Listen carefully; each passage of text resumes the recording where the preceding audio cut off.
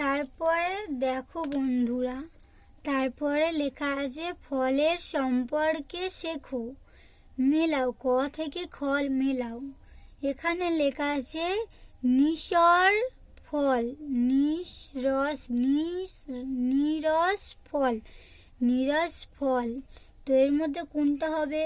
যৌগিক ফল, সরল ফল, আম, রস নেই না রস আছে?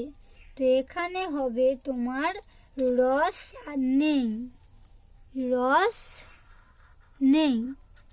তারপর লেখা আছে সরস ফল, কি হবে? যৌগিক ফল, সরল ফল, আম, রস নেই রস আছে, কোনটা হবে? তো এর মধ্যে হবে রস আছে।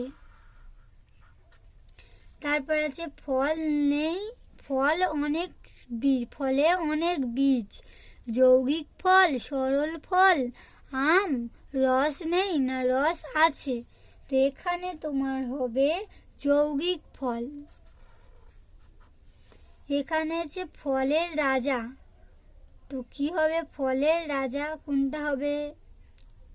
ফলের রাজা হবে যৌগিক ফল, সরল ফল, আম, রস নেই না রস আছে? তো এখানে হবে ফলের রাজা হলো আম।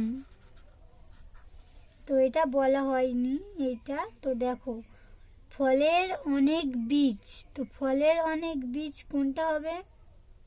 ফলের অনেক বীজ হবে যৌগিক ফল। তো ভুল করে আমি এটা দিয়ে দিয়েছি, তো যৌগিক ফল এটা হবে। তো ফলের একটি বীজ, ফলের একটি বীজ কোনটা হবে? সরল ফল। ভুল হয়ে গেছে, সরি এটার জন্য। তোমরা আমার মতো ভুল করো না, দেখে দেখে করো।